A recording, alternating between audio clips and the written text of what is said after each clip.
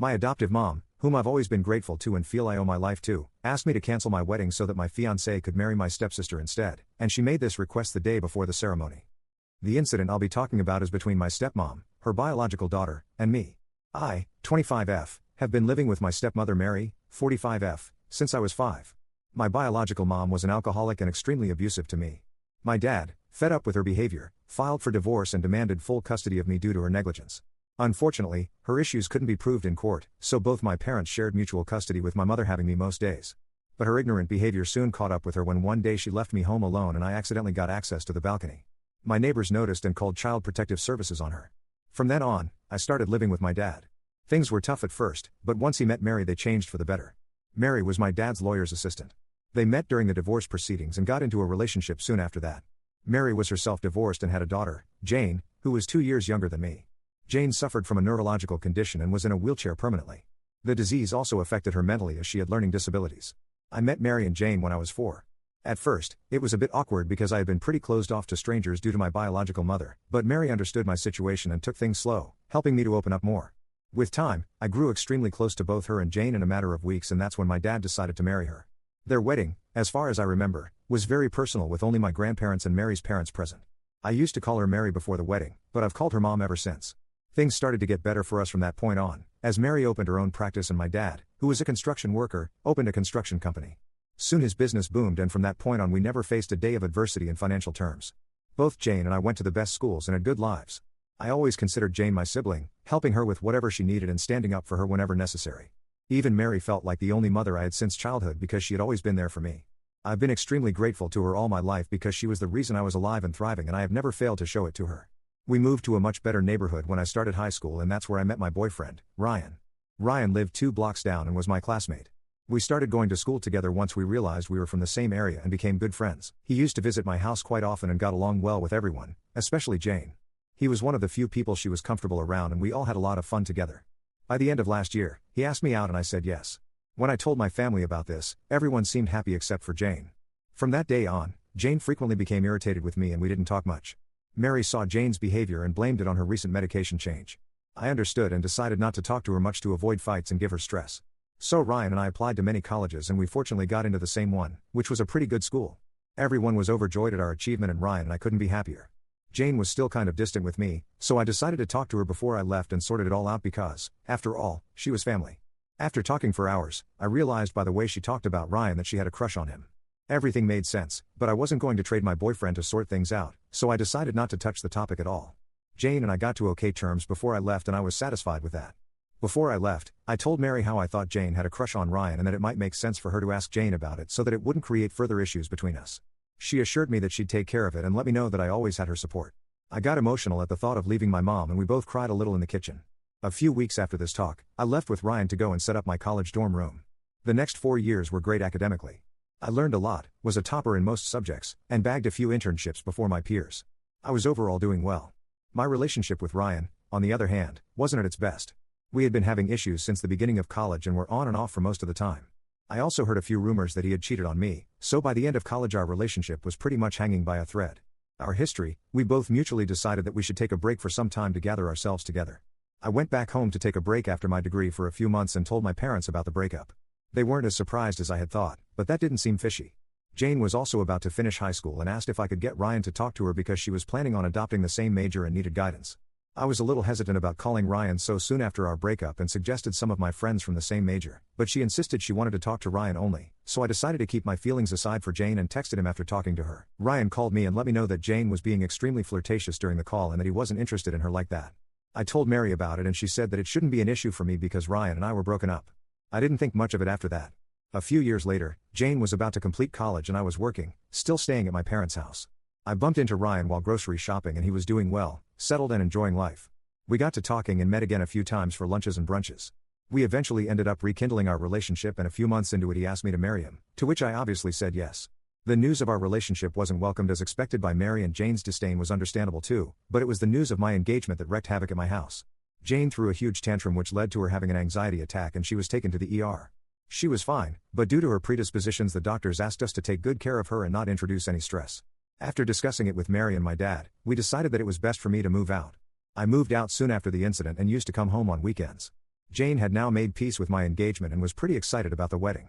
She was originally going to be my maid of honor, but after her reaction to the engagement news I decided to let her be a bridesmaid. Everything was going well with everyone, especially Mary, who was trying to be a part of every small detail of my wedding and was also paying for half of it. I couldn't have been more thankful to her for everything and even mentioned it in my rehearsal dinner speech 2 days before my wedding. On the night of my rehearsal dinner, everyone was drunk beyond measure and Mary asked if she could talk to me in private.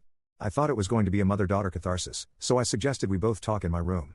I hadn't expected what was about to go down. So Mary sat me down and began telling me how grateful she was to have a child like me, making me emotional. She continued that she had similar wishes for Jane, but that was a far stretch and began to cry.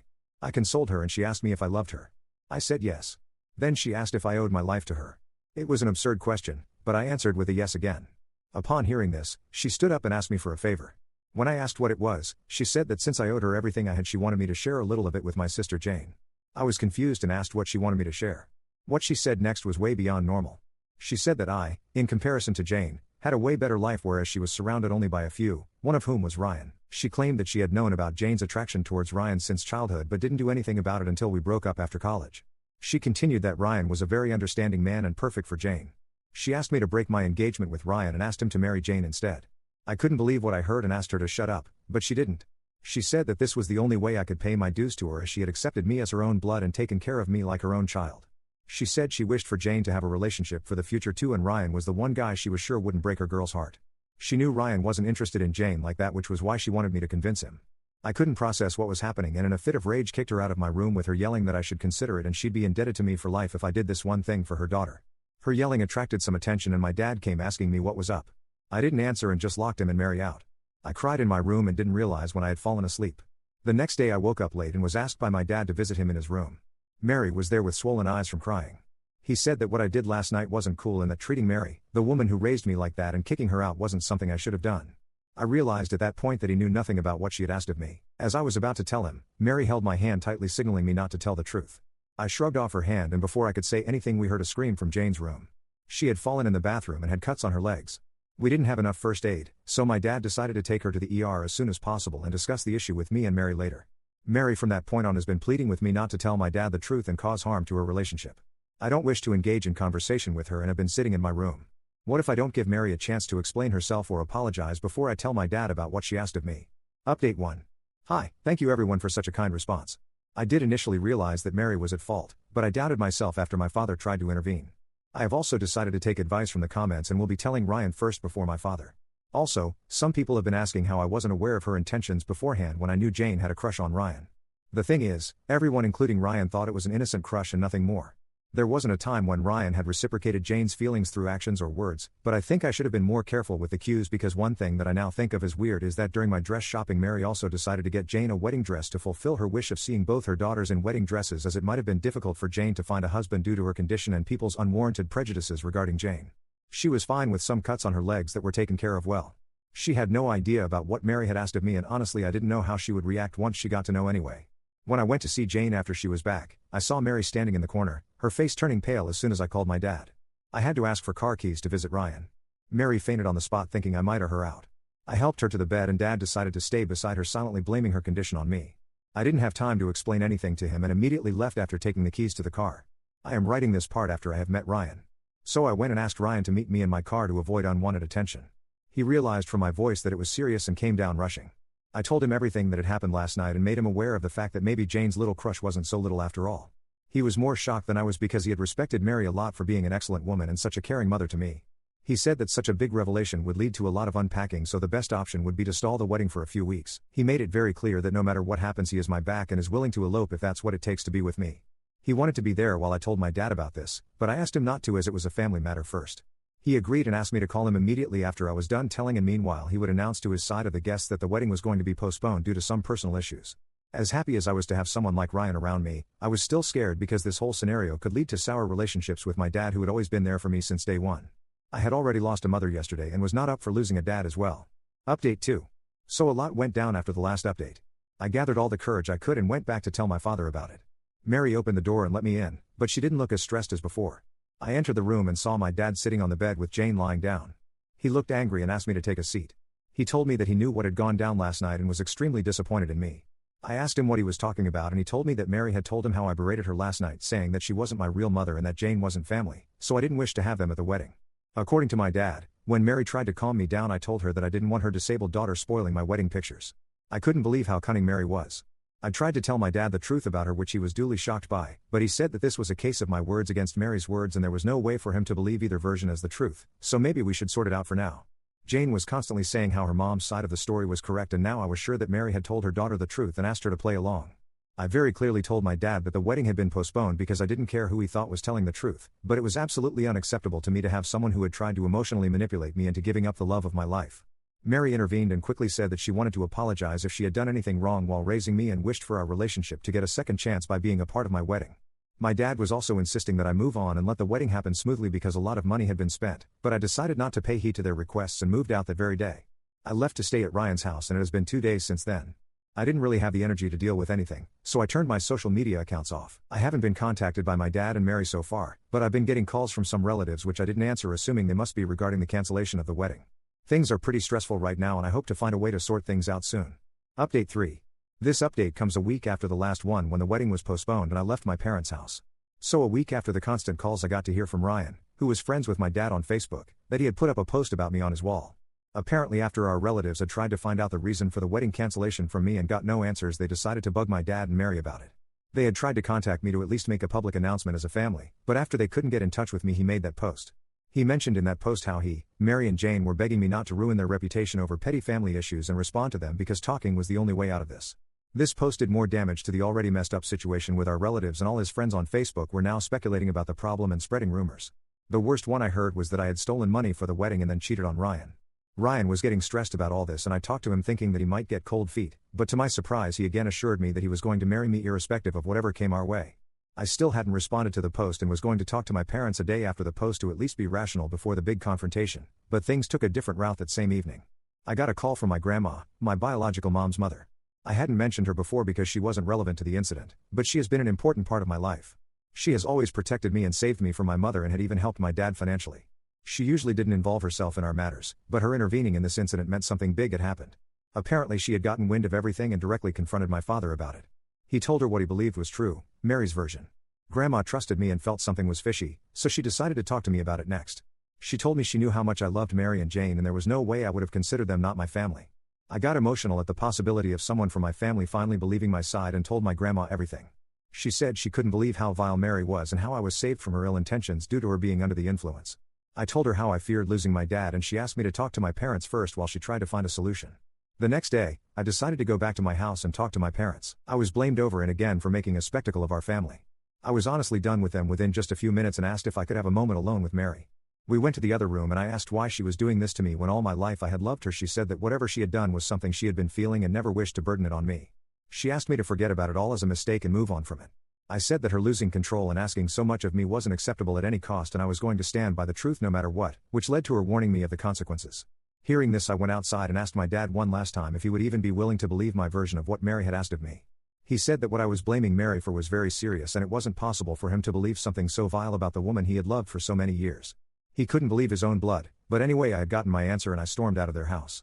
The next thing I hear is that they have been telling people that I had abandoned them, so they were going no contact with me as well. I knew my grandma must be up to something, so Ryan and I will be visiting her in her country home this weekend. Update 4. I'll start this update with some good news. Once Ryan and I reached my grandma's beautiful house, she suggested that since my parents had created such a messy situation we should consider eloping and getting married in her backyard instead. Ryan thought of it as a good idea and called his folks to ask for permission.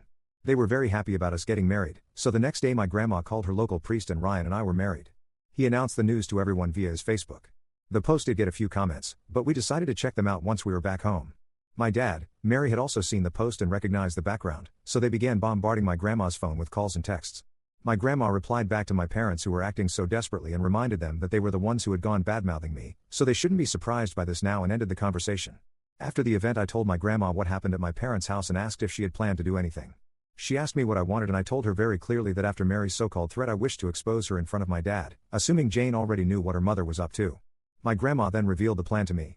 She said she had this huge chunk of alimony money from her divorce back in the day and she would spread the news saying that she was going to give all that money to me to start a fresh life after my parents had abandoned me. According to her judgment, she was sure that my dad and Mary would both want a share of the money and she'd pretend to give it to them if Mary confessed, saying that she had evidence otherwise because I had accidentally called her that night. I was married to the man I loved and had a family with my grandma, so I had nothing to lose and decided to give this a shot. The next day my grandma called my dad and let him know that she was going to give me her money because they had cut contact with me. Just as she expected, they were shocked and wanted to talk in person. So my dad, Mary and Jane were at my grandma's house the next evening. They congratulated me and Ryan, but nothing much happened after that. My grandma had decided to have a talk with them the next day as everyone was done with dinner. Mary asked if we could talk privately. She began talking about how my life was finally at peace with me getting married without the drama and with all this new money. I asked her what her purpose for the private conversation was because I didn't wish to engage with her unnecessarily. She said that whatever she had done that night was extremely inappropriate. I asked her to say what she did because I wanted her to feel ashamed of herself after spoiling my dynamic with my father and maybe Jane. She apologized very clearly for asking me to leave Ryan and convince him to marry Jane instead. She continued saying it was all her motherly instinct and that is yet again the reason we were having this talk. I expected her to say something along the lines of how I was her daughter too and how she felt remorse and wanted to make amends by telling the truth. To the contrary, she told me that the kind of money I had now could help Jane settle and get a better future. I didn't cut her off and let her continue. She kept trying to convince me to give half the money I had to Jane because I could earn more, whereas life was already tougher for Jane, and now with the love of her life married to me, this was the least I could do for her. I didn't say anything to her and began looking at the kitchen door behind her. I don't know how, but it must have been God's will that halfway through the conversation my dad had come looking for us and he decided to stay quiet and listen to what Mary was saying. She didn't realize he was right behind her because she was too busy explaining herself to me. As soon as I looked at my dad after she was done, she realized he had been there the whole while and what a blunder she had committed. Mary tried to cover up whatever was said during the conversation and instead revealed a lot more about how she had known all this while and was doing this all for Jane. My dad immediately called Jane and asked her if she knew about all this. Looking at the stressful situation, she realized it was best for her to tell the truth. My dad turned towards me and began apologizing for not believing me in the first place and told Mary and Jane to leave the house as soon as they could the next morning because he had a lot to think about. Mary tried pleading, citing Jane's condition, but Dad wasn't willing to hear anything. I asked my dad to go and rest in his room because this was a lot to take in. Ryan escorted Dad, whereas Mary and Jane decided to stay in another room at least until they left. No one offered them any sympathy and we could tell Mary had seen it coming. I cried that night thinking about how bad things had gotten and how we were a happy family just a few months ago. Ryan consoled me saying that he was going to be my real family from now on. The next day Mary and Jane left and my dad left 2 days later after apologizing to me a lot for not trusting me in the first place. I told him that his doubt about me might have hurt our relationship and that we should take it slow from now on. He looked dejected but agreed to give me some space. Ryan and I also left the same day, thanking my grandma for all she had done for me. I asked her to come and stay at my place for a while and she might visit next summer. Update 5. Since a lot of you have been asking about what happened with my dad and Mary, I'm here writing this update 4 months later. So my dad decided to divorce Mary but still wanted to stay in Jane's life if she wished, which Mary denied. Mary had tried a lot to win him back but it didn't work. She never apologized to me for everything she had put me through. Her justification was that whatever she had done was for her child and hence it was okay. I was just happy that I wouldn't have to deal with her anymore.